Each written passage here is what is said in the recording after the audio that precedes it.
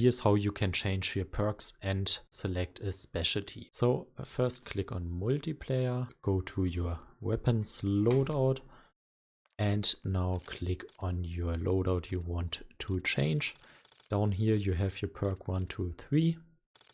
Right now I have blue, red and green. And as you can see, I have no specialty class equipped.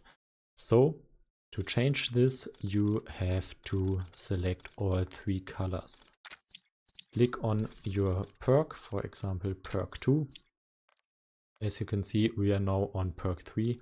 To go to perk 2 again, click on the top middle to perk 2. Select the red one, go to perk 3 and also select one of those 2.